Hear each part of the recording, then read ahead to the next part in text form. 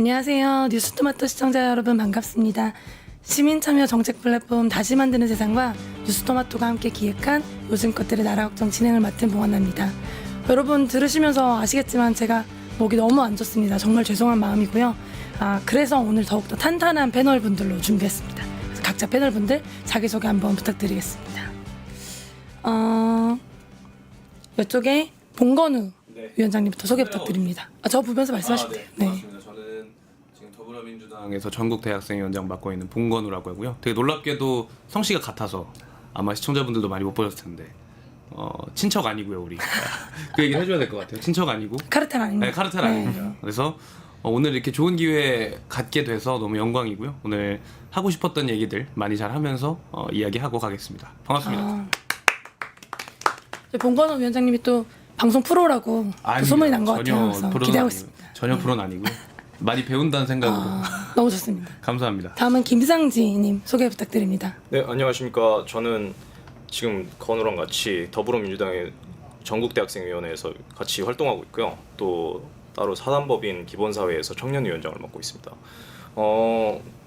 이 요즘 것들의 나라 걱정이라고 되게 진중하고 또 요즘 시국에 되게 중요한 토픽을 가지고 이렇게 이 자리에 함께 할 수 있어서 너무 영광이고요. 약간 긴장하신 것 같은데요? 아니요, 긴장하기보다는 이게 건우만큼 제가 더 많이 출연해보지 않았기 때문에 제 경험상 긴장한 게 맞습니다. 네, 긴장한 것 같은데 좀 많이 네. 풀어주고 하면 될 것 같아요. 확실합니다. 하다 보면 또 이렇게 자연스럽게 풀어지는 스타일이라서 그럼요. 걱정하지 또 마세요. 열심히 제 소신껏 해보도록 하겠습니다. 하겠습니다. 좋습니다. 감사합니다. 네.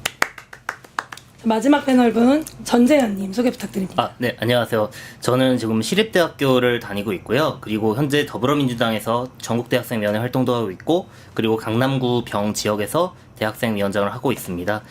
제가 방송이 처음인데 여러분들이 좀 잘 봐주시면 좋겠습니다. 감사합니다. 이게 의도한 건 아닌데 다 이제 대학생위원회 활동하시는 분들로 오늘 이렇게 모이게 돼서 참 영광스럽습니다. 앞으로 저희도 많이 좀 써주십시오. 좋습니다. 정말 많은 얘기 하고 싶어하는 분들이 많거든요. 그렇죠. 네, 맞아요. 이제 그런 분들이 적극적으로 나와서 이야기할 수 있는 좀 플랫폼이 많이 마련됐으면 좋겠어서 앞으로도 저희가 열심히 다 구독시키겠습니다. 역시. 다 구독시킬 테니까 많이 좀 출연시켜 주십시오. 여기 멘트부터가 벌써 방송 천재의 어떤 감사합니다. 기질이 느껴지는 것 같습니다. 너무나 좋습니다. 그럼 저희 첫 코너 들어가 보려고 하는데요. 저희 첫 코너 헛소리 금지구역 시작하겠습니다. 네.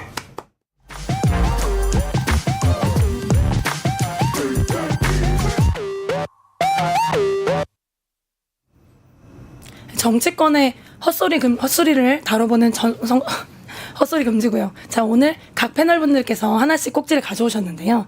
저희 봉건우 위원장님부터 한번 어떤 거 가져오셨는지 말씀 부탁드리겠습니다. 네. 제가 가져온 이슈는 홍준표 전 대구시장 이슈입니다. 이번에 국민의힘 대선 경선에 최종으로 이제 김문수 후보와 한동훈 후보 이 두 분이 최종 결선에 올라갔는데 결국 이제 사실 안철수 후보 같은 경우에는 탈락할 것이 어찌 보면 자명했던 사람 중에 하나고 이제 홍준표, 김문수, 한동훈 후보까지 누가 결선으로 진출할지에 대해서 굉장히 많은 감론을박이 있었었는데 결국 홍준표 후보가 탈락의 고배를 마시게 됐습니다. 좋습니다. 네, 탈락한 직후에 거의 직후죠. 이제 홍준표 전 대구시장은 정계 은퇴를 선언하면서 30년 정들었던 우리 당을 떠나고자 한다. 더 이상 당내 역할이 없다. 라는 이야기를 하면서 기자회견으로 정계 은퇴를 선언했습니다. 네, 시청자 여러분 지금 보시는 것처럼 화면이 있는데요. 위원장 건우님께서 한번 읽어주시겠어요? 네, 이게 아까 말씀드렸던 내용인데요. 내일 30년 정들었던 우리 당을 떠나고자 합니다. 더 이상 당내에서 역할이 없고 정계에 머물 명분도 없어졌습니다. 새로운 인생을 살겠습니다. 갈등과 반목이 없는 세상에서 살았으면 합니다. 그동안 지지해주신 당원 동지 여러분께 거듭 머리 숙여 감사드립니다. 라는 이야기를 마지막으로 정계 은퇴를 선언했습니다. 또 다음 화면 하나 보여주시겠어요? 네, 이게 또 유사한 시간대에 나온 얘기인데 여기도 좀 지켜봐야 될 거. 오늘 조기 졸업이라는 표현을 쓰셨고 모든 걸 내려놓고 서울 시민으로 요거 이따가 좀 이야기를 해봐야 될 것 같은데 돌아가고자 합니다. 대선에서 제 역할은 여기까지입니다. 그리고 보살펴주신 국민 여러분, 당원 동지 여러분께 고개 숙여 감사드립니다. 이제 부담 없이 시장통과 거리에서 만날 수 있길 기대합니다. 라는 이야기를 페이스북에 남기셨습니다. 아, 건우님은 이게 어떤 헛소리라고 생각하셔서 오늘 들고 오셨어요? 그러니까 이제 이 두 번째 이슈가 조금 더 두 번째 올렸던 저희가 말씀드렸던 글 자체가 좀 더 문제가 있다고 생각을 하는데 두 가지입니다. 먼저 말씀드리면 이제 서울 시민으로 돌아가고자 합니다라는 이야기. 아무래도 계속해서 국회의원을 하시기도 했었고 물론 경남지사도 했고 대구시장도 했지만 서울에서 오래 사셨겠죠.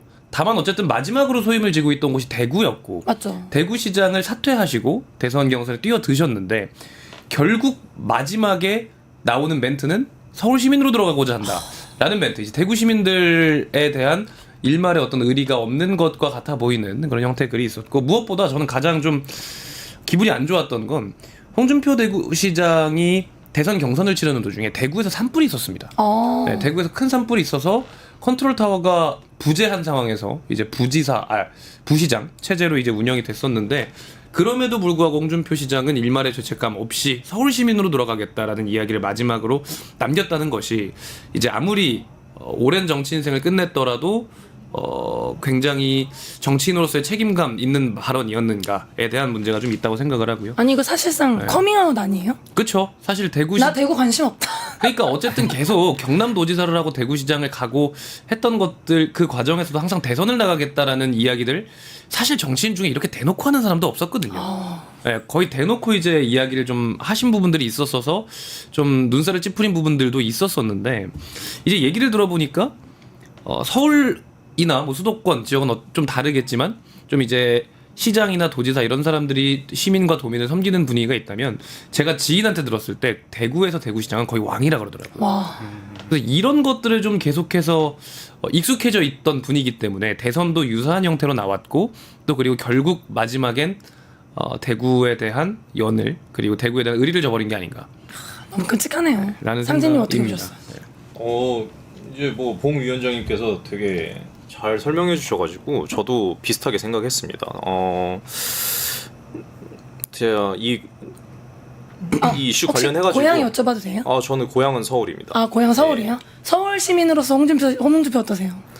이제 시장 통해서 만나시게 될 텐데. 홍준표가 서울 시장이다라고 생각을 하면 너무 나갔나요? 사실 이게 재출마? 너무 제 나갔어요. 출마까지는 모르겠지만 사실 제가 만약에 대구 시민의 입장이었으면 나의 시장이었던 사람이 갑자기 저를 버리고 이게 대통령 경선에서 떨어졌다고 이게 탈당까지 선언을 해버리시니까 그러면 지금까지 지지했던 사람들은 어떻게 되는 거고 그쵸. 갑자기 서울 시민으로 남겠다? 그 서울이라는 단어만 안 사용했더라도 그렇게까지 파장은 없었을 것 같은데 좀 안타까운 생각이 많이 큽니다. 왜 그런 말을 썼을까요? 뭐 그냥 대구시장을 한 이유는 그냥 자기가 윤석열 내란숙에 의해서 어쨌든 낙향을 당했다라고 생각해서 그냥 대구시장으로 피신을 한 거고 그리고 대구시장을 간 이유는 나 여기서 그냥 닥치고 있을 테니까 나중에 나 대선 나와주면 지지해줘라 뭐 이런 뒷거래가 있지 않았을까라는 제 내피셜도 있고요. 뭐 그거 이어서 얘기하면 대통령 하고 싶어서 그냥 스펙 쌓기용인 거죠. 아 정답이죠. 네. 대구에 대해서 아무 관심도 없던데 백수로 있으면 애매하니까 그렇죠. 나가면 당선되는 곳 가가지고 그냥 한 거잖아. 사실 이 대구시장을 나왔을 때 경선에서도 문제가 되게 많았던 걸로 알고 있고 그 과정에서 대구에서 과연 어떤 일들을 했었는가라고 생각해봤을 때 뚜렷하게 머리에 남는 게 없었거든요. 그래서 그런 부분들을 봤을 때 굉장히 많은 시민들이 지적을 하고 계시는 것 같고 또 저는 이 부분도 조금 사실 의문이 들었던 게 이번 대선에서 제 역할은 여기까지입니다 라는 내용. 어쨌든 30년간 정치를 했던 큰 정치인인 건 맞잖아요. 이제 그쵸, 보수와 맞아. 진보를 여야를 막론하고 큰 정치인인 건 맞습니다만 정치라는 곳이 사실 우리가 관례적으로 봤을 때 이제 같은 당의 다른 후보에게 경선에서 패배했다고 하더라도 이제 그 후보가 본선에서 이길 수 있도록 혹은 선전할 수 있도록 지원을 해주는 것이 인지상정. 아니 너무 이기적인 거 아니에요? 그러니까 인지상정인데 대선에서 제 역할은 여기까지입니다라고 이야기를 하고 근데 이게 홍준표 후보 본인만의 문제가 아니에요. 아니죠. 네, 캠프의 대부분은 취소하겠습니다만 많은 인사들이 거의 이제 이 발언이 나옴과 동시에 김문수 캠프 합류를 했다라고 하더라고요. 그러니까 이것들이 사실 미리 사전에 얘기가 됐던 내용들이 아니었겠는가라는 이제 의구심을 품는 것도 이상하지 않아 보입니다. 아니 대통령을 준비했던 사람이 어떻게 경선이 끝났다고 나 안 해. 그러니까 이제 나 집에 가. 그러니까 이제 정치라는 것을 국민에 대해서 봉사하는 수단으로 생각을 하는 것이 아니라 본인의 사유물, 입신양명이죠. 그렇죠. 입신양명으로 생각을 하는 거고 내가 그만뒀는데 뭐 라는 이제 뭐 정말 개인적인 감정으로만 접근을 하는 것이 아닌가. 어쨌든 지금까지 홍준표 시장이라는 사람이 컸다는 건 대구 시민, 경남 도민, 대한민국 국민들, 뭐 저는 사실 지지하지는 않았습니다만 지지해주신 분들이 있었기 때문에 여기까지 올라왔다라는 생각을 기본적으로 하고 있어야 됨에도 불구하고 정말 그런 사유물로만 생각한 발언인 것이 아닌가. 그래서 사실은 이게 정계를 은퇴한다고 했는데 사실 홍준표 시장이 좀 착각하는 게 은퇴하는 거 아니라 안 뽑혀서 쫓겨난 거거든요. 그렇죠. 근데 본인이 그냥 혼자 삐졌으니까 나 이제 그만할 거고 서울시 그 송파구 쪽 사시잖아요. 나 원래 감추고 있었는데 나 서울 시민이었고 이제 내 자리로 돌아갈게. 이 정도 수준이 아니었나. 30년 정치한 사람의 마지막으로는 너무나 맞다. 아쉬운 모습이 아니었나 싶습니다. 삐진 거 맞는 것 같아요. 네, 삐진 준표죠. 솔직히 말하면. 삐진 준표인 것 같습니다. 네, 집에서 심신수양 잘하시길 바라고 다음 헛소리 한번 이어가 보도록 하겠습니다. 한번 준비한 거 한번 소개시켜 주시겠어요? 네, 제가 준비한 거는요. 드디어 한덕수가 대선 출마를 했다입니다. 근데 한덕수 후보가 본인이 그 출마 선언문에서 임기 단축 개헌 후에 그러니까 3년만 하고 그냥 자기 직을 던지겠다 그랬습니다. 이거는 어떤 헛소리라고 생각하냐면 그냥 뭐 본인이 선법을 어긴 내란숙의 옆에 있었던 사람이 개헌을 할 자격이 됩니까? 아니 이게 말이 되나요? 정말로 저는 솔직히 이해가 안 돼요.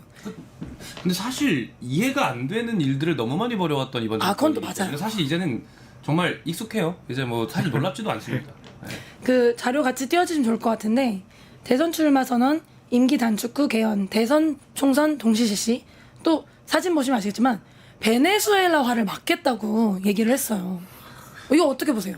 그러니까 베네수엘라가 이제 뭐 굉장히 이제 나라가 망했다라는 표현이 적합할 수 있는 그런 나라인 건데 이제 이걸 보면 여기에서도 사실 정확히 본인의 지지층들만 선동해서 무언가를 만들어 보겠다라는 내용이 들어간 거죠. 뭐 이제 어찌 보면 상대 후보가 이재명 대표가 됐으니 근데 이제 보수 진영에서 항상 이재명 대표를 공격했던 건 뭐 기본소득이나 기본사회 정책 같은 것들을 바탕으로 우리나라를 공산화시키려 하느냐라는 이제 내용들이 계속 주된 공격의 지점이었잖아요. 아니 저는 아직도 몇 살 때를 살고 계신 건지 모르겠어요. 그리고 베네수엘라라는 나라에 대한 얘기도 아니에요. 그렇죠. 그러니까 그럼 왜 아니 우리나라나 잘하지 왜 남의 나라 이름 팔면서 그렇게 안 되겠다면 그 나라 국민들 뭐 하는 거야? 그러니까 국가 리더십으로서는 해서는 안 되는 발언으로 출발을 하는 것부터가 이미 이 자리에 대한 이해도가 낮다고 생각해요 저는. 그러니까 대통령 권한대행이고 국무총리였다는 분이 이런 발언을 출마 선언 때 했다는 얘기는 결국 그런 분이 윤어기인 외치고 있는 극우 아스팔트층과 크게 생각이 다르지 않았다.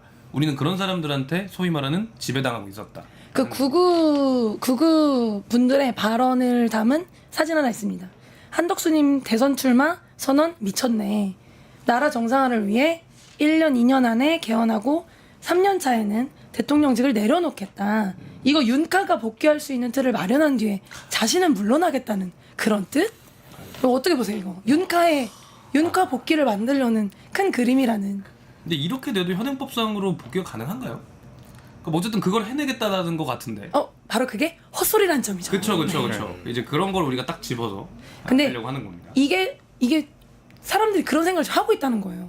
한덕수를 뽑아줘야 되는 이유는 윤석열 억울하게 지금 탄핵당한 개몽하려고 했던 우리 구국의 영웅 윤석열 선생님이 다시 돌아올 수 있도록 우리가 노력해야 된다는 거잖아요. 그러니까 이런 게 아직도 통용되고 사람들에게 한덕수에게 희망을 갖는 이유가 그거라는 게 저는 사실 좀 끔찍한 것 같아요. 좀. 어떻게 보세요? 참 복잡하고 많은 맞아요. 아침에도 제가 이 기사 글도 보고 여러 가지 기사를 많이 읽어봤습니다. 그래가지고 한덕수 총리가 하신 그 말씀들 제가 잘 읽어봤는데 이런 말씀을 하시더라고요. 우리 그만 싸울 때 됐고 국리민복이라는 단어를 국리민복. 네, 그게 무슨 뜻이냐면 나라의 이익과 국민의 행복을 위해서 나라를 바꿔야 된다. 그럼 이렇게 불출마 선언해야 되는 거 아니에요? 근데 거기에 대해서 지금 계엄을 결국에는 막지 못한 전 정부의 총리시잖아요. 그렇죠. 근데 그 총리가 이런 말을 할 자격이 되시는지 지금 최근 3년간 우리나라가 얼마나 어려웠습니까? 사실 이게 당을 따지지 않고 보더라도 일반 시민들의 입장에서 정말 이 정치인들이 우리가 표를 뽑아가지고 이렇게 표를 됐는데 결과적으로 이렇게 임명이 됐는데 임명이 된 사람들을 이렇게 본보기가 돼야 되는데 이 300명의 사람들이 이 세금으로 운영되는 국회에서 이런 식으로 나라를 한다는 이렇게 게 어렵히고 안타까운 일이죠. 너무나 안타까웠습니다. 그래서 그리고, 이 드리고 싶은 말씀은 한덕수 선생님께서 지금 뭔가 완전히 착각하고 계신 것 같아요. 난가병에 걸리셨잖아요. 진짜요? 아 네. 이거 나에게 온 기회인가? 그렇죠. 난가? 이번 다 나라고 대통령 하니까 난가? 네. 아니라는 점. 그러니까 이런 주변의 헛소리들 듣지 마시고 빠르게 집에 가셔서 발 닦고 주무시면 좋을 것 같습니다. 다음 헛소리 한번 보려고 하는데요. 마지막 헛소리입니다. 오늘 마지막 헛소리는 이재명 후보의 선거법 사건 대법원 파기환송입니다. 사진 한번 같이 띄워주시면 좋을 것 같은데요. 사실 이게 2심까지 나왔다가 대법원 올라가서 네. 파기환송을 당했어요. 이거 이재명 대선 영향이 있는 건가요?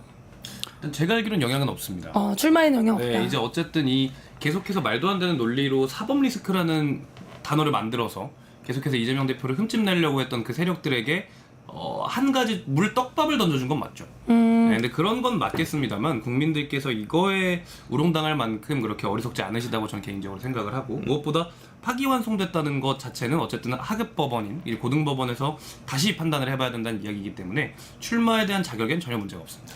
아니 이게 사실은 지금 이번 사건은 이재명 대표의 선거법이 뭐 유죄냐 무죄냐 이런 얘기가 아니에요. 그쵸. 저는 여기서 집중하는 거는 사법부가 아니 대선이 뭐예요?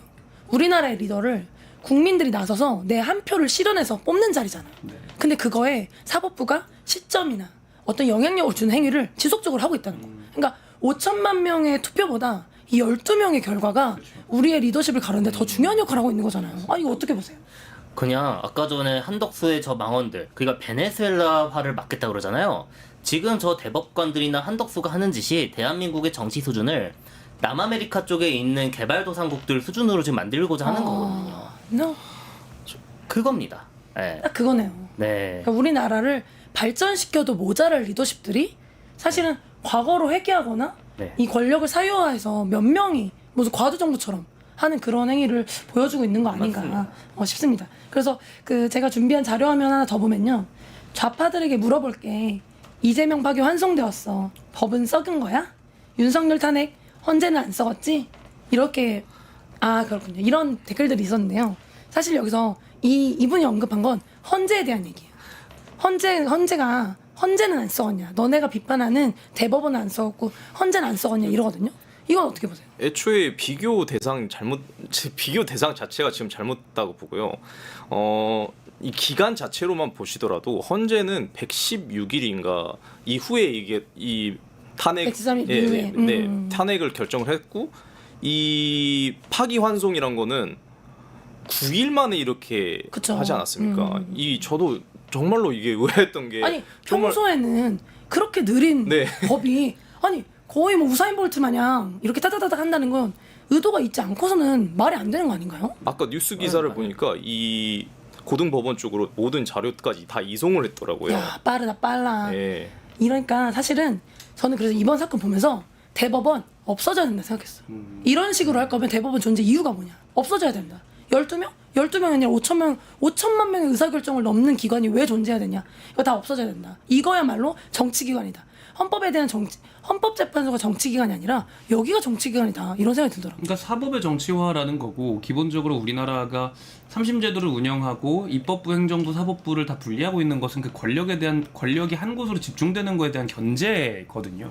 그래서 삼권분립이라고 이야기를 하는데 어쨌든 가장 주요하게 작동되어야 하는 기본적인 원리는 주권재민이죠.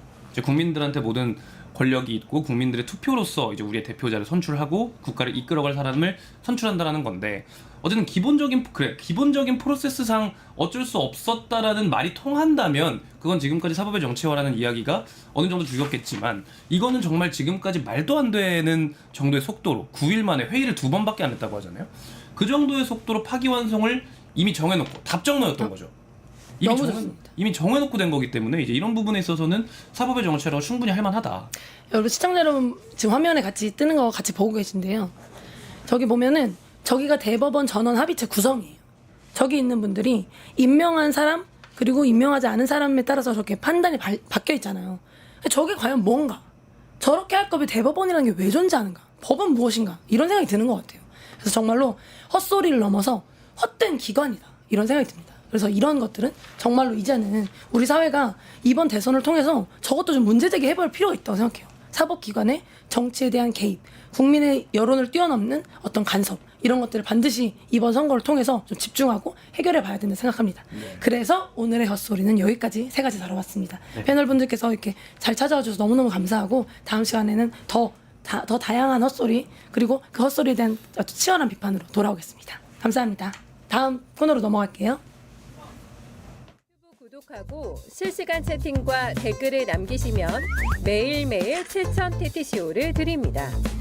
참여 방법은 통통물 어플을 다운로드하고 회원가입과 로그인을 해주세요.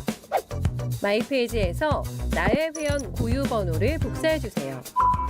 유튜브 구독 후 실시간 채팅이나 댓글창에 고유 번호를 한 번만 입력하면 준비 끝!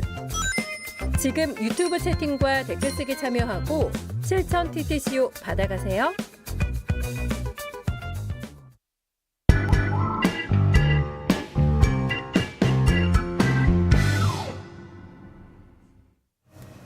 네, 2번째 메인 코너, 요즘 것들의 나라 걱정 시작하겠습니다. 오늘의 주제는 아까 말씀해 주신 것처럼 대학위원회 분들이 많이 오셨어요. 대학생분들이. 바로 대학 교육에 대해서 오늘 한번 다뤄보고자 합니다. 그래서 앞에 계신 2분의 패널 그대로 계시고 새로운 패널 오셨는데요. 자기소개 부탁드리겠습니다. 예, 바ton 터치를 한 서울대에서 강의를 하고 있는 송일천이라고 합니다. 저는 그 더불어민주당 인권위원회 부위원장을 역임했고 작년에 이제 안양에서 총선에서 출마한 경험이 있습니다. 제가 대학에 오래 있었더니 이렇게 또 봉한나님께서 불러주신 것 같습니다. 예, 잘 부탁드립니다. 본격적으로 저희가 대화를 시작하기 전에 약간 긴장하신 것 같아서 긴장을 좀 풀어드리는 시간이 있어야 될 것 같아요. 몸을 살짝 움직여보세요. 예. 사실 이게 방송이 익숙해져야 좀 이게 되는 게 있잖아요. 김상주 국장님이 원래 미국에서 굉장히 오랜 시간을 살았기 때문에 이게 영어로 하면 더 잘하는데 진짜요? 한국말로 하는 건 Really? 불편해서 괜히 영어 하지 마세요. 오케이. 여기는 진짜 프로입니다. 네. 한국말보다 영어가 더 편하신 분이기 때문에 저기 힘들면 가끔씩 영어로 하고 하세요. 아유, 아닙니다. 자막을 달아주실 거라고. 통역해드리겠습니다. 그게 가능한가요? 가능하죠. 멋있습니다. 저는 안 되더라고요. 그렇습니다. 그래서 오늘 이렇게 3분과 함께 대학에 대한 얘기를 좀 해보려고 하는데요. 대학 얘기 좋죠. 대학 얘기 좋으세요? 네, 좋습니다. 또 이게 좀 자기가 어떤 대학에 대한 경험을 가지고 있는지 좀 개인적 경험들을 좀 얘기하면서 시작해보면 좀 긴장도 풀고 좋을 것 같아서 우리 봉 위원장님부터 대학 시절 어떠셨어요? 일단 저는 꽤 오랫동안 학생 대표로서 이제 생활을 좀 해왔던 학생 대표요? 네. 학교에서 총학생회장을 했고 또 그리고 그 전에도 단과대학이나 이제 학과 학생회장들을 계속 영입을 해왔고 사실 누구보다도 열심히 놀았고 누구보다 열심히 살았다고 자부할 수 있는 대학 생활을 겪은 것 같습니다. 근데 그게 단순히 공부로만 한정짓기보다는 사실 학점이 그렇게 좋지는 않거든요. 공부로만 한정짓기보다는 좀 여러 경험들을 많이 할 수 있었고 정말 대학다운 대학에 다녔던 대학다운 대학 생활을 했던 생활이 아니었나라는 생각이라서 뿌듯합니다. 역시 총학생회장 출신이라는 게 지금 오늘 방송하면서 느껴지네요. 감사합니다. 역시. 총학생회장 때는 방송을 한 적은 없었습니다. 아니 그때 쌓았던 그런 역량들이 예. 계속 이렇게 쌓아진 거잖아요. 많이 배우고 했었죠. 그래서 오늘 총학생회장이라는 경험을 또 바탕으로 얘기 나눠주시면 네, 좋을 것 같습니다. 그렇게 하겠습니다. 네. 저는 중학교 때부터 대학원 끝날 때까지 미국에 있었기 때문에 또 이 봉 위원장님과는 또 색다른 학교 생활을 많이 경험을 했는데요. 제가 또 있었던 곳이 뉴욕이니까 정말 전 세계 사람들이랑 경쟁할 수도 있고 다문화도 체험할 수 있고 학교에서 또 이렇게 초대를 해주시는 분들이 너무나도 세계에 영향력이 있으신 분들이 많다 보니까 여러 가지 공부 외에도 이렇게 활동을 할 수 있었으면 너무 감사했고요. 일단 그럼 들으면서 이런 부분은 좀 미국과 다르다 이런 부분이 있으면 짚어주시면 너무 좋을 것 같아요. 좋습니다. 네, 저는 사실 대학교에 오래 있었습니다. 그래서 이제 대학교 그 내에 있는 인권센터에서도 운영위원도 역임하면서 학내의 모든 그런 인권이나 아니면 교육 문제에 관련해 가지고 많이 이제 목도를 했는데요.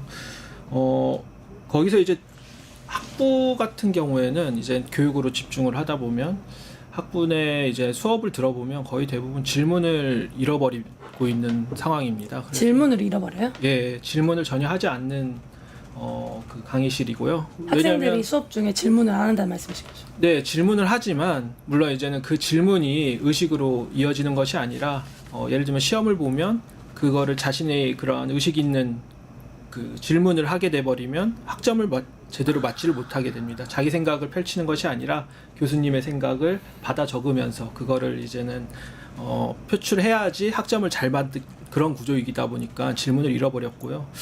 그리고 또 대학원으로도 이어져도 질문은 여전히 잃어버리고 있습니다. 그리고 또 질문만 잃어버리는 것이 아니라 굉장히 생활이 어렵습니다. 대학원생들 그 학업을 하면서 생활이 보장되지 않는 사회에서 계속 학문을 이어가고 있고, 심지어 어떤 교수님들은 왜 한국에서 이렇게 학문을 하냐, 외국을 나가라, 이렇게 권유를 하실 정도로 어찌 보면 그 서울대가 우리나라에서 제일 좋다고 일컫는 학교 중에 하나인데, 그런 학교에서도 이런 그 시선으로 학생을 바라보니 얼마나 교육이 무너졌는지를 알 수 있지 않겠습니까?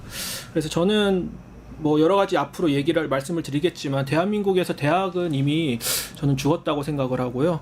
예, 그 죽어 있는 그 현실 상황을 한번 여러분들과 함께 이야기를 나눴으면 좋겠습니다. 아니 저희 지금 방송 보시면 타이틀이 대학교가 붕괴됐다인데요. 대학교가 죽었다까지 지금 나왔습니다. 정말 심각한 느낌이 많이 드는데요. 오늘 대화 이 죽어버린 대학교 어떻게 살릴 것인가, 거의 의료 프로그램 마냥 나눠보면 좋을 것 같습니다.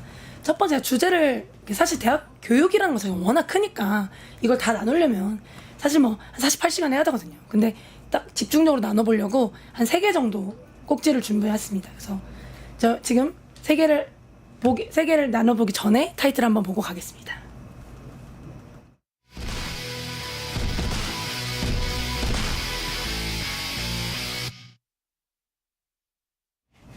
네, 첫 번째로 나눠보고자 하는 얘기가 바로 줄어든 신입생, 사라지는 대학입니다. 뭐 이름만 들어도 아시겠죠? 네. 무슨 얘기인지 너무 잘 알 것 같고, 이제 벚꽃 지는 순서로, 벚꽃 피는 순서죠. 피는 순서로 대학이 사라지고 있다. 이런 얘기들이 굉장히 많이 나오고 있잖아요. 그래서 단순히 지방대학의 통폐합 내지는 이제 없어지는 문제들이 굉장히 많이 심각해지고 있고, 또 무엇보다도 단순히 지방뿐만이 아니라 출산율 자체가 굉장히 저하되면서 단순히 오늘날의 대학이 먹고 사는 문제를 넘어서서 미래 대학이 어떻게 운영될 것이냐, 이 부분에 있어서도 굉장히 많은 문제를 갖고 있는데, 무엇보다 이제 우리나라의 이게 더 심각한 문제인 부분은, 우리나라는 사람으로 먹고 사는 나라였잖아요. 사람의 능력, 사람이 가지고 있는 지식, 이런 것들을 기반으로 성장해온 나라였기 때문에 이런 부분에 있어서 학생들이 줄어들고 우리 사회에서 일꾼이 될 수 있는 사람들이 줄어든다는 문제와 직결되는 문제가 아니냐, 이런 것 때문에 굉장히 심각하게 좀 받아들여야 될 문제인 것 같습니다. 아니 보니까 2024년도 기준 이제 교육부에서 말한 건데요. 전국 4년제 대학의 50% 이상이 신입생 정원을 못 채운대요. 네. 이거 어떻게 보세요? 이게 사실 그 신입생보다 그 정원이 많아지기 시작한 시점이 2021년이었었습니다. 그러는데 현재는 제가 알기로는 정원이 50만이면, 그리고 신입생 현재 전체 그 신입생이 될 만한 인원은 40만. 결국에는 이제 뺄셈의 시대가 온 거죠. 이제는 10만 명이 부족하다는 건데, 그러니까 정원에 비해서 더 대학 정원이 많다라는 건데, 이 말인즉슨 저희가 대략적으로 뭐 3,000명이라고 정원을 잡는다고 하더라도 대학교가 사실상 30-40개가 사라져도 이 인구가 겨우 이제 맞는 그런 계산이 나옵니다. 그렇기 사라져야만 맞는 수준인 거예요. 예, 근데 문제는 그런다고 해서 문제가 해결되는 것이 아니라 더 빠른 속도로 지금 인구가 줄어들게 되고, 20년만 지나면, 그러니까 20세 현재 지금 태어나고 있는 신생아들이 이제 크는 그런 20년 후가 되면 24만 명으로 줄게 됩니다. 와. 그렇게 되면 더 많이 줄어들겠죠. 지금으로 치면 100개 이상의 대학이 사라져야지 겨우 지금 현재의 수준과 정원이 맞아 떨어지는 그런 상황에 우리는 살고 있습니다. 아니 보니까 지방대 정원 미달률이 평균 35% 이상이래요. 수도권도 심지어 수도권에 있는 대학들도 정원이 미달된 학교들이 있다는 거예요. 네. 말씀해 주신 것처럼 학교가 그냥 한두 개 없어지는 수준이 아니라 정말 많은 수가 없어져야지 사실은 이 정원이 이제 채워질 수 있고 이것도 더 가속화될 여지까지 있다는 거잖아요. 그렇죠. 근데 사실 이게 대학이라는 게 단순히 그냥 공부하는 공간으로서의 의미만 지니는 건 아니잖아요. 사회화의 공간이죠. 네. 실제로 실제로 그 사회화의 공간이라는 게 굉장히 중요하다고 저는 생각을 하는 게 사회화의 공간이 어떤 뜻이에요? 그러니까 이제 어찌됐건 우리가 사회에 진출했다라고 보긴 좀 어렵습니다만 여러 학생이라는 어쨌든 신분 하에서 우리가 다른 사람들을 만나고 우리가 이 사회에서 어떻게 구성원으로서 행동해야 되고 활동해야 하는가에 대한 교육을 나름대로 자체적으로 받는 공간의 기능을 한다고 생각을 하는데요. 사실 저는 이게 굉장히 시급하다고 느낀 것들이 어찌 보면 코로나를 겪으면서 그러니까 과거에 정말 뭐 80년대 대학을 다니셨던 선배님들과 우리 세대는 대학의 문화도 그렇고 당연히 많은 것들이 바뀌죠. 그거는 당연하다고 봅니다만 대학이라는 곳이 사회적으로 우리가 어떤 삶을 살아야 되고 어떤 사회 구성원으로서의 역할을 해야 되는지를 굉장히 많이 교육을 시키고 있다는 게 정말 인지됐던 건 코로나 전후로 대학 문화가 너무 많이 바뀌었어요. 어떻게 바뀌었어요? 그냥 코로나 비대면을 겪으면서 기본적으로 제가 딱 코로나 전에 입학해서 코로나 때 군대에 있었고요. 복학을 하고 나니까 후배들은 다 코로나 시절에 비대면 교육을 겪었던 그런 세대였거든요. 오히려 조금 더 그러니까 뭐가 장점, 뭐가 좋고 뭐가 나쁘다라고 평가하는 건 아닙니다만 코로나 이전에 있었던 여러 다양한 대학 문화들이 비대면을 거치면서 굉장히 많이 없어졌고 단순히 문화가 없어진 것뿐만 아니라 굉장히 그로부터 얻는 다양한 유대감들이 사라지면서 대학이란 곳이 너무 많이 바뀌었다. 근데 이것들이 나아가서 우리 사회에 나가서 이 대학 교육을 받은 분들이 어떻게 기능하고 어떻게 사람들을 만날 것이냐와도 연관되는 문제잖아요. 그렇기 때문에 대학이라는 공간에서 어떤 형태로 우리가 사회적인 역할들을 하고 누군가를 만나는가 이게 되게 중요한 것 같다. 근데 말씀해 주신 것처럼 그 사실 코로나 때문에 바뀐 부분도 있고 인구 때문에 바뀐 부분도 있는 것 같아요. 캠퍼스의 풍경 자체가 변했다는 많이 말이 있는데 어떻게 좀 변하고 있는 거예요? 일단은 저는 이제 제가 있는 대학교에서보다는 그 지방 대학에서 사실은 그 변화의 속도가 굉장히 빨라지고 있다고 제가 알고 있습니다. 가령 이건 뭐 특정 학교뿐만 아니라 전체 문제니까 가령 전남대 같은 경우에는 어찌 보면 그 호남에서 제일 큰 국립대학교이지 않습니까? 그쵸. 그런데 그 주변의 상권이 거의 이제 3분의 1이 공실인 상황입니다. 아니 전남대의 네, 맞습니다. 주변 상권이요? 예, 주변 상권이 3분의 1이 공실이고 그리고 상권이 그 정도 죽었다는 거는 그만큼 학생들의 수도 같이 줄었다라는 거고 또 아까 말씀드린 것처럼 코로나 이후에 그런 서로 간의 교류나 이런 시간이 줄다 보니까 상업 자체가 굳이 이제 같이 어울리면서 식사를 하거나 술집을 가나 뭐 이런 문화들이 전부 다 이제 사라지게 된 거죠. 그래서 대학이 죽는 것뿐만 아니라 그 지역까지 같이 죽는 상황이 광주뿐만 아니라 부산 그리고 또 여러 중소도시에서 동시다발적으로 일어나고 있습니다. 근데 저는 방금 들으면 너무 충격적인 게 전남대는 온 국민이 이름을 다 아는 굉장히 큰 학교죠. 굉장히 큰 국립대인데 그렇죠. 거기가 그렇다는 건 흔히 말로 작은 도시에 있는 대학들은 정말로 주변이 상권이 그럼. 없겠는데요? 뭐 전남에 한 군데 얘기했으니까 그 균형을 맞추기 경상도에서도 위해? 그 영남의 한 군데. 영남의 한 군데 예를 들면 부산대 같은 경우도 마찬가지예요. 부산대 하면 예전에는 뭐 서부연고 뭐 이런 말이 있을 정도로 굉장히 부산대가 60, 70년대까지만 해도 굉장히 위상이 높았었는데 현재 그 뭐 입결이나 아니면 거기 안에서의 분위기 그리고 지역 내 평가 여러 가지 그런 학부모들의 평가 같은 경우에는 웬만한 서울의 중하위권 대학보다도 오히려 서울에 있는 대학으로 가고 싶다고 그렇게 이제 표현을 할 정도로 인식이 그렇고 실제로도 자퇴율이 굉장히 높습니다. 그리고 뭐 부산대에 한정 짓는 것이 아니라 예를 들면 또 부산 지역을 전체로 든다면 매년 10,000명씩 그 청년들이 이제 나가고 있거든요. 그렇게 밖으로? 밖으로 나가고 있습니다. 그러면 10년 동안 그게 지속됐으니까 10만 명이 나간 거거든요. 청년 세대에 10만 명만 나간 것이 아니라 굉장히 큰 문제가 같이 이제 복합적으로 일어나고 있는 거죠.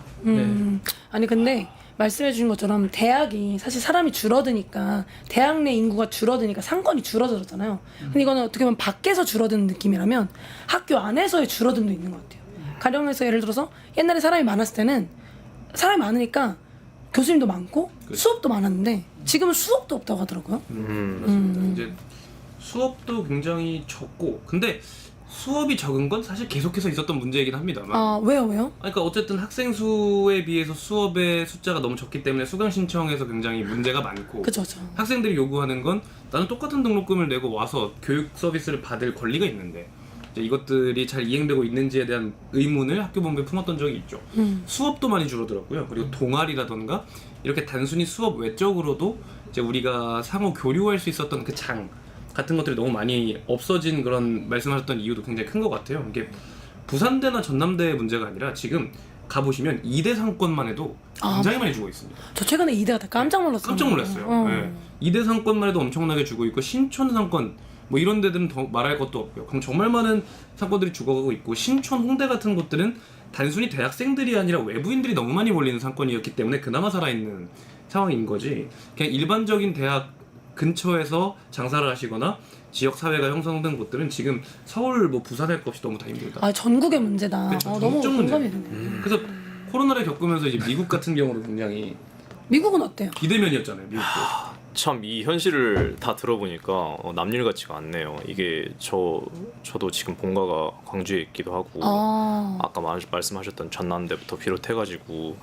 여러 가지 이야기를 들어보니까 이게 다 연결고리가 되어 있는 것 같아서 너무 마음이 아픕니다. 사실 제가 한국의 대학교에 대해서 잘 100% 아는 건 아니지만 일단 대학의 본질을 잃어버린 것 같아요. 대학이란 또 혹은 대학원이란 사람들이 예전부터 이게 봉 위원장이 아까 말씀하셨던 것처럼 우리나라가 지금 기름 한 방울 안 나는 국가에서 인적 자원으로 여기까지 성장한 나라 아닙니까?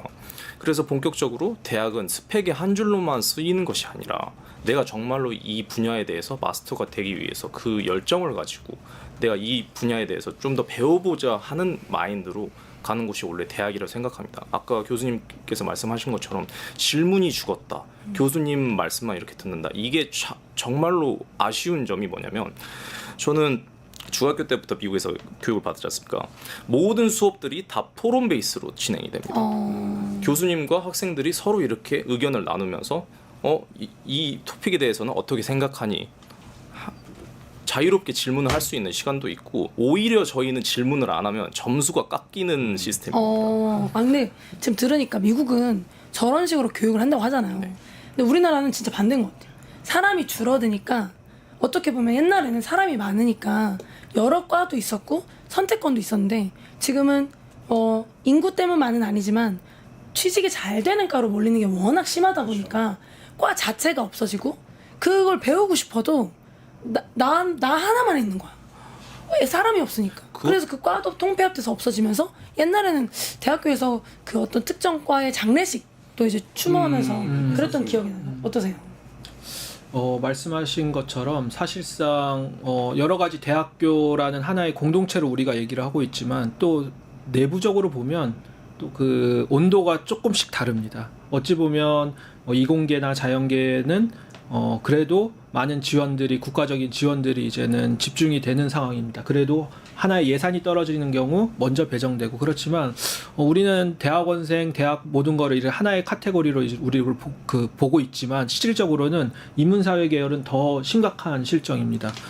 말씀드린 것처럼 많은 문화가 사라졌는데 BK 있지 않습니까? 어찌 보면 현재 우리나라 대학원을 그리고 연구 문화를 그래도 지키고 있는 한 커다란 축이라고 하는데 이 BK를 실상을 들여다보면 굉장히 경쟁 구조를 조장을 합니다. 그게 이젠 연구 실적 향상이나 아니면 그런 좋은 그 연구 문화를 조성을 하는 것이 아니라 오히려 단기적인 성과에 집중하고 실질적인 학문적 성취보다는 그냥 단기적인 그 보고서를 어떻게 잘 내미냐. 그리고 또 매 학기마다 대학원들이 평가를 받고 그거에 따라 장학금을 받다 보니까 그로 인해 많은 스트레스와 그리고 또 생활의 불안정이 이제는 이런 있는 상황이죠. 어려움이 특히 인문대 중심으로 좀 더 많이 가속되고 있는 것 같고 저희가 오늘 지금 나누고 있는 이 줄어든 신입생 사라진 대학이라는 측면에서 봤을 때 사람이 줄어드니까 주변도 죽고 대학의 교육도 죽고 선택권도 죽고 그러니까 학생도 죽고 또 일련의 과정들이 있는 것 같아요. 그 과정에서 말씀해 주신 것처럼 이제 이 시장에서 이 취업 시장으로 연결되지 않는 과들은 특히나 더 빠른 속도로 이제 학생들과 함께 사라지는 게 아닌가 싶습니다. 다음 두 번째 주제로 좀 넘어가 볼까 하는데요. 두 번째 주제는 등록금으로 굴러가는 대학. 이대로 괜찮은가? 등록금 얘기. 이게 참 어려운데요. 네, 한번 서브타이틀 보고 들어가겠습니다. 네, 괜찮습니다. 근데 사실 등록금이라는 이슈가 옛날에는 등록금이 너무 비싸다. 이거 학생들이 어떻게 내냐? 약간 이런 느낌이어서 동결이 상당히 오랜 기간 좀 지속이 됐습니다.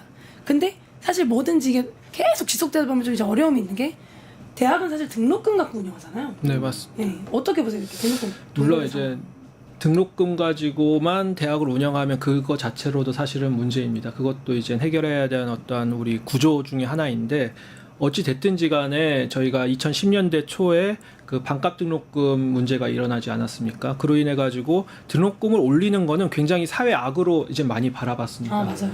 예, 그러다 보니까 교육부에서도 등록금을 올리게 되면 국가장학금을 제한을 걸게 됩니다. 그렇게 이제는 재갈을 물면서 등록금을 동결한 지가 벌써 10몇 년이 지나게 됐죠. 그래서 등록금으로 운영하고 있는 사학이나 여러 가지 대학들이 40%에서 70%에 달하거든요.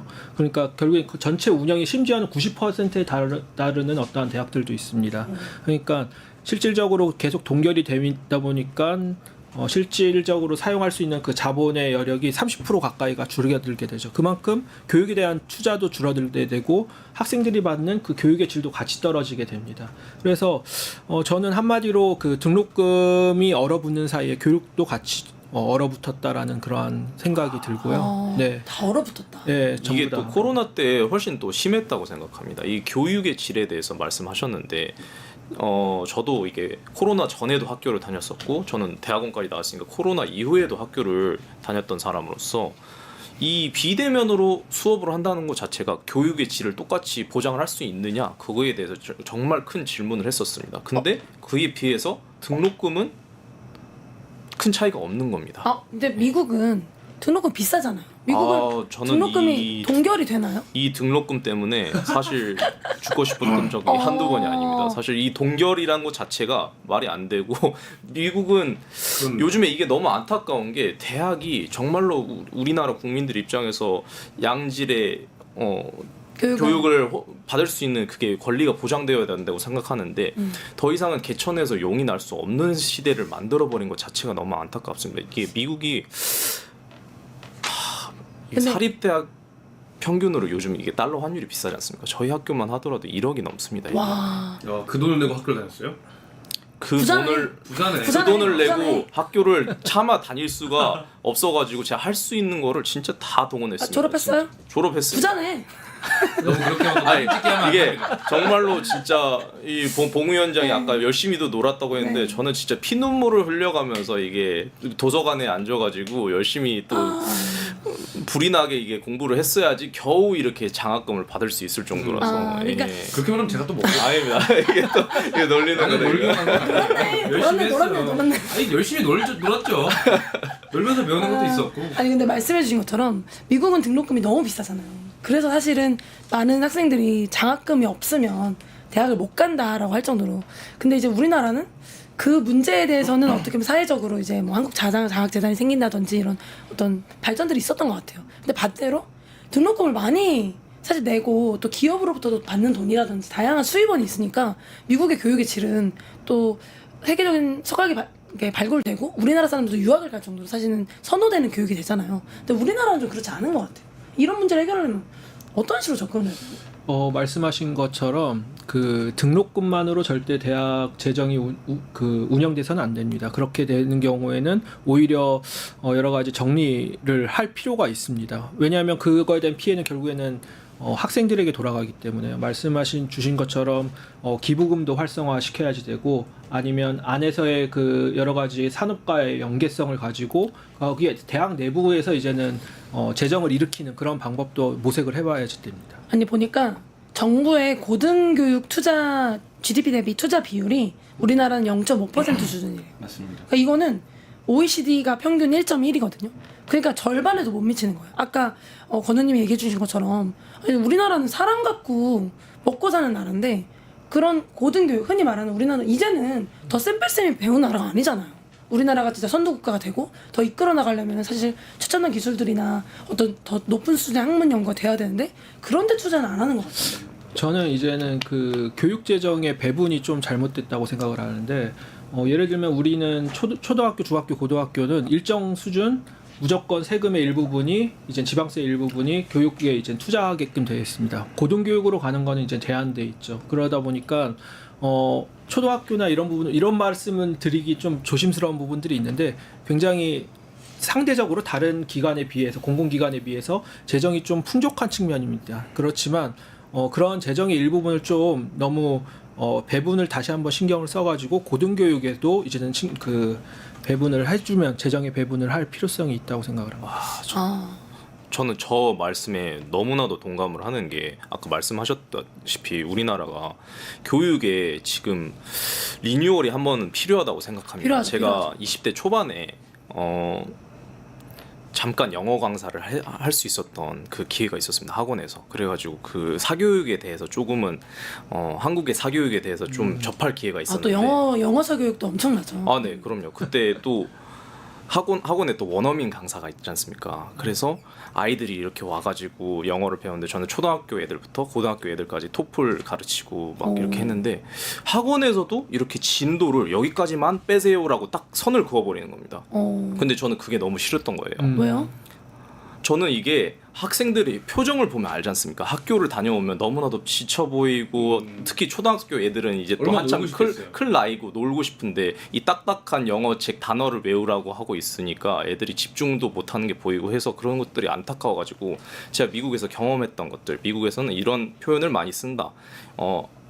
교과서에서만 나오지 않는 그런 것들을 좀 더 가르쳐주고 싶었습니다.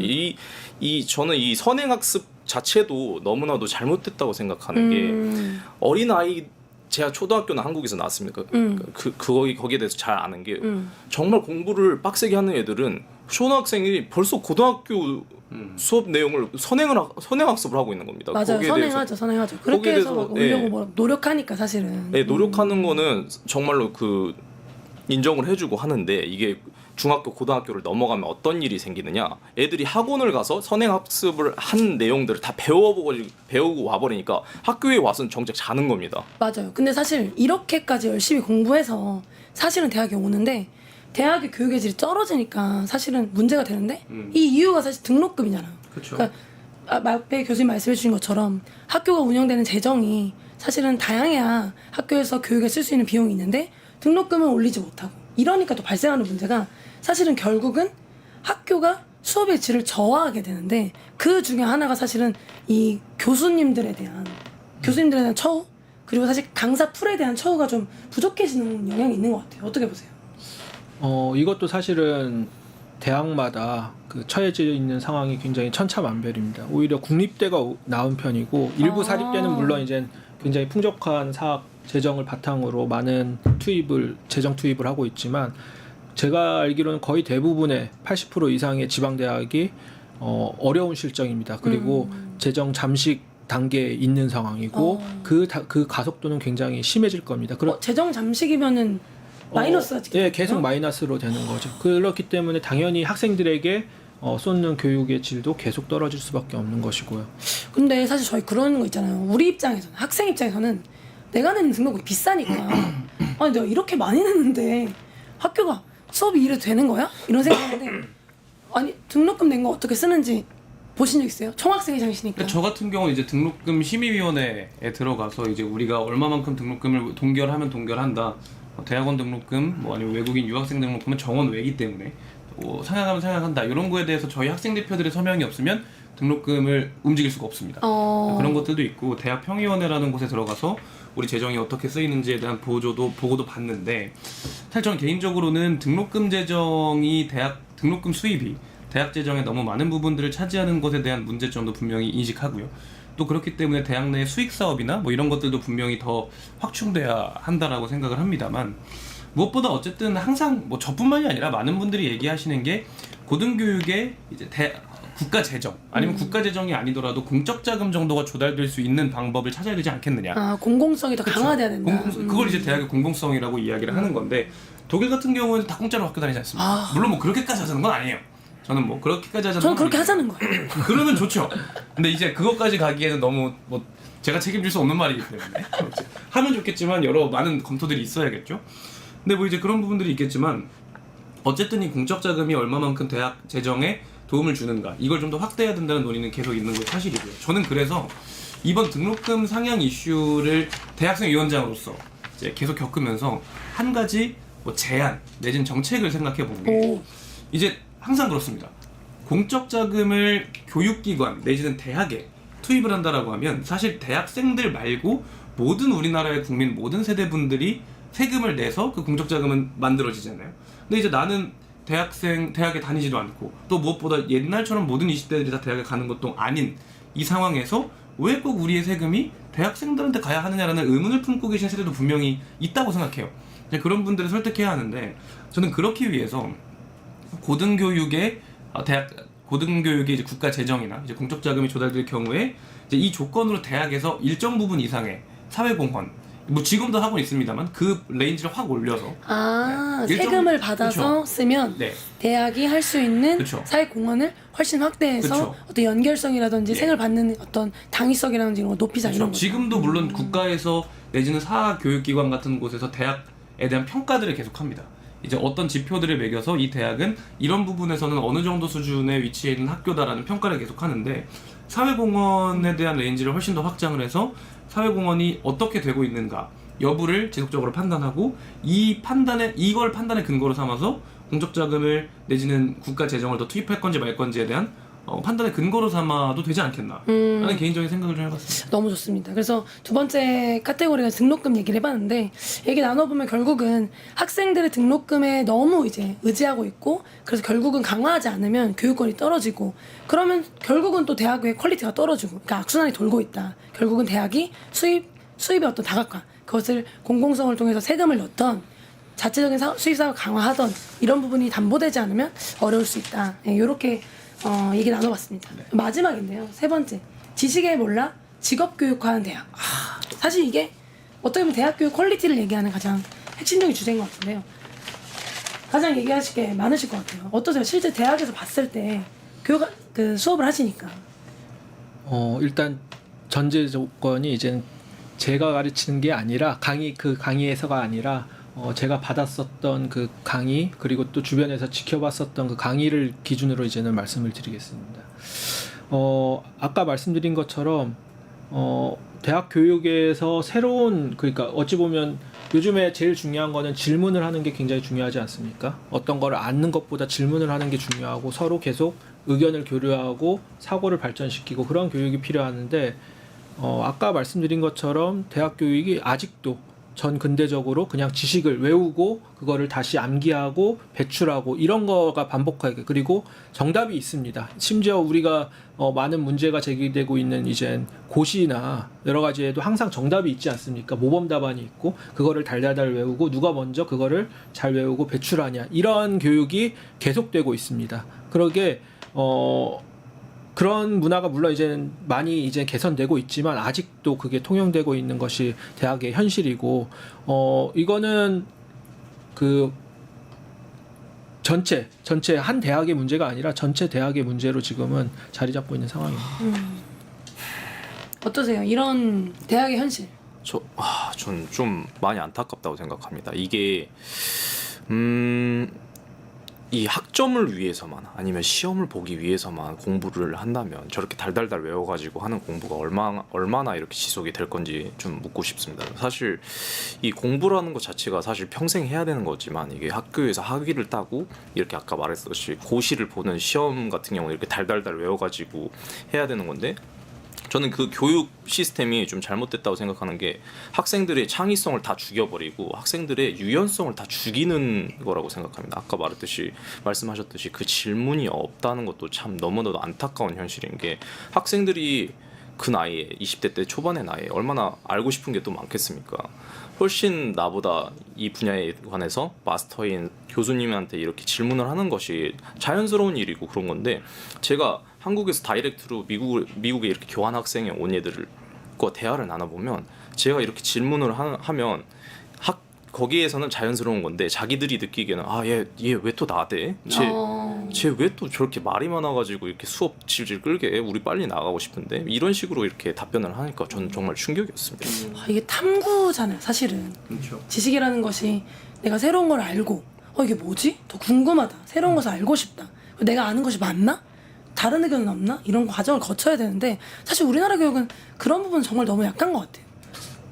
그러니까 교육 자체의 문제도 있지만 사회 구조 전체의 문제도 있습니다. 그러니까 아까처럼 학점을 추구하는 사회는 결국에는 이제 취업이 어렵다 보니까 학점이 그 사람을 나타내는 하나의 그런 수량적 지표이기 때문에 그거를 높이려고 하다 보니까 그렇게 또 교육의 학점에 매몰되는 경우도 있고, 저는 또 한편으로는 어떠한 나라의 미래나 아니면 그 대학의 미래 아니면 전체 사회의 미래를 보고자 하면 도서관에 가보면 알 수 있다고 생각을 합니다. 지금 예를 들면 서울대 도서관에 가보면 거의 대부분 90%가 의전원이나 아니면 뭐 그 로스쿨 그리고 자격증 고시 아니면 뭐 공기업 뭐 이런 그 시험 준비 영어 점수 뭐 이런 거에 이제는 하는 것이 거의 90%이고 실질적으로 전공 공부를 하고 있거나 다른 문화적 행동이나 다른 학문적 행동을 하는 거는 거의 한 10%밖에 안 된다고 생각을 합니다. 그럼 사실상 거의 도서관이 고시를 준비하는 고시원처럼 역할을 하고 있는 거네요. 네, 맞습니다. 도서관이 아니라 독서실이죠. 독서실이네요, 진짜. 저는 저게 너무 충격적이에요. 저랑 너무 달라가지고 저희 학교가 대학원 다 포함해서 도서관이 16군데 있는데 하나의 학교에? 네네, 제일 큰 도서관이 버틀러 도서관이라고 있습니다. 거기는 24시간 이렇게 운영이 되는데요. 책이 100만 권이 넘게 있습니다. 거기 들어가 보시면 알겠지만 아까 말씀드렸을 때 90%가 고시를 공부하신다 했는데 저희는 고시나 이렇게 뭐 다양하게 목적이 있는 수렴적 사실 이렇게 전공을 위해서 내가 진짜 공부하고 싶어서 가는 게 아니라 진짜 독서실처럼 이렇게 사용을 한다고 하는데 저희는 새벽 2시에 가도 꽉 차 있습니다. 정말 충격적이지만 사실 근데 등록금 저 정도로 많이 내면 아니 또 그 정도로 눈에 살기가 있어요. 애들이 눈에 불을 저희도 켜고 해서 새벽 2시까지 살기를 가지고 공부는 해요. 살기는 있죠. 네. 그 살기의 방향이 다를 그렇죠. 뿐이지. 그게 정말로 또 웃긴 게 저희 대학교 캠퍼스 중앙에 가보시면 앰뷸런스 차가 있습니다. 죽을까 봐요. 애들이 공부를 하다가 쓰러지거나 그 중압감을 못 견뎌서 자살을 하는 애들이 있습니다. 그건 우리도 이것도 그냥 심각하네. 마찬가지입니다. 근데 이제 약간 느낌 자체가 그 공부가 물론 여기도 다르지 않겠지만 생존을 위한 공부 내지는 입신양명을 위한 공부에 좀 더 가깝느냐 아니면 정말 학문적 탐구에 좀 더 가깝느냐 요거에 대한 내용의 차이인 것 같아요. 그래서 보면은 학교에서 인문학이나 기초과학을 진학하는 것 자체가 정원이 엄청나게 떨어졌대요. 그러니까 무슨 말이냐면 내가 이미 대학을 올 때부터 내가 어떤 공부를 해볼까? 내가 이과에 가면 뭐 할까? 이게 아니라 이과가 얼마나 대기업에 많이 가냐. 그래서 이과를 선택하고 근데 내가 못 갔어. 그 과를. 내가 그래서 취업률이 낮은 과에 가면 반드시 무슨 수를 써서라도 그 과를 복수 전공하려고 하고 그러니까 복수 전공이 다른 학문도 배워보고 싶은 이게 아니라 이게 너무 부족하니까 복수 전공을 하게 되고 또 다른 하나는 교양 교육이 그렇게 많이 줄어든 것 같아요. 네. 교양 교육 수가 30% 이상 감소했다고 한국대학교육협회에서 그렇게 말을 하더라고요. 사실인가요?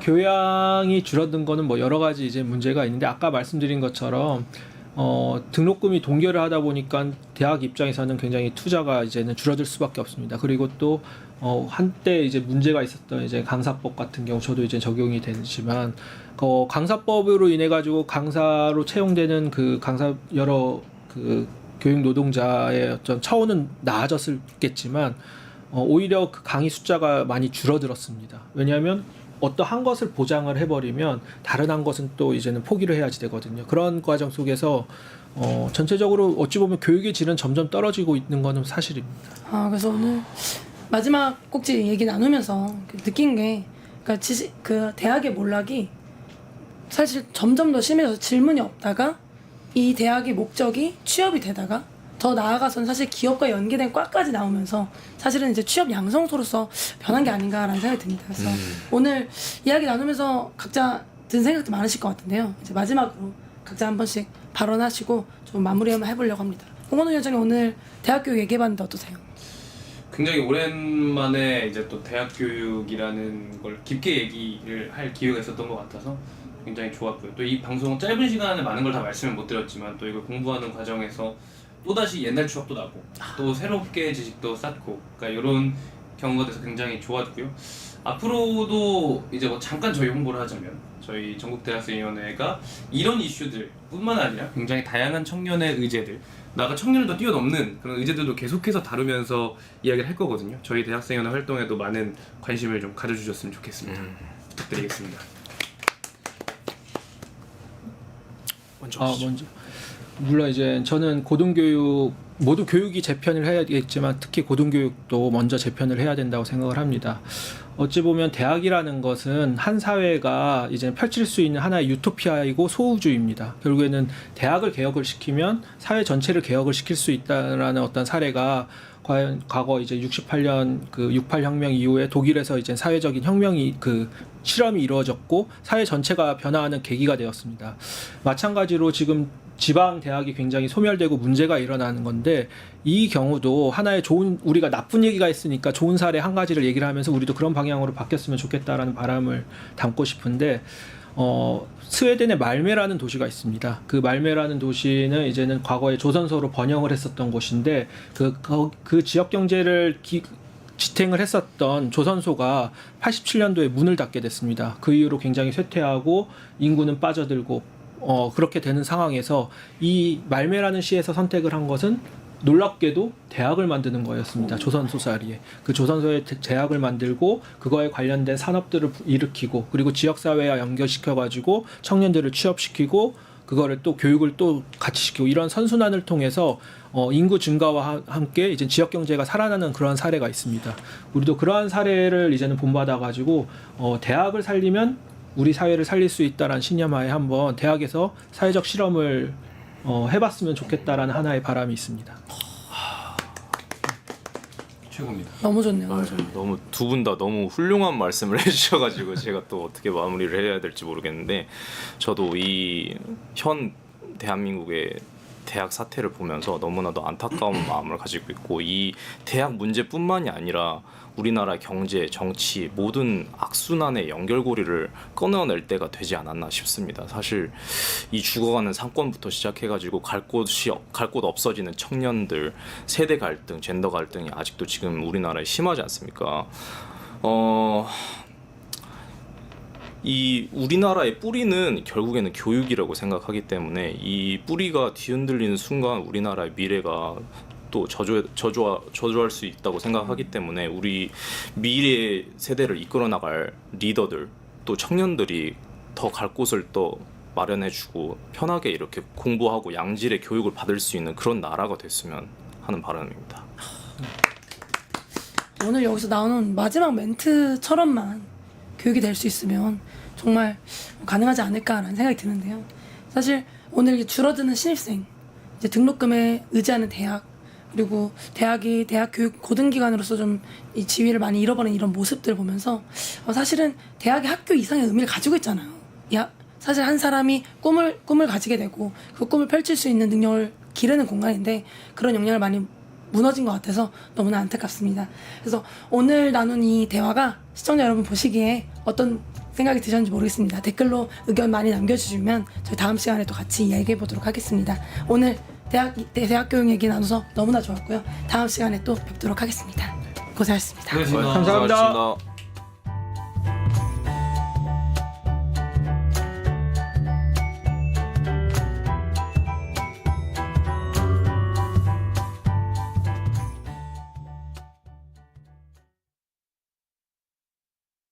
유튜브 구독하고 실시간 채팅과 댓글을 남기시면 매일매일 채천 TTCO를 드립니다. 참여 방법은 통통물 어플을 다운로드하고 회원가입과 로그인을 해주세요. 마이페이지에서 나의 회원 고유 번호를 복사해주세요. 유튜브 구독 후 실시간 채팅이나 댓글창에 고유 번호를 한 번만 입력하면 준비 끝! 지금 유튜브 채팅과 댓글 쓰기 참여하고 실천 TTCO 받아가세요.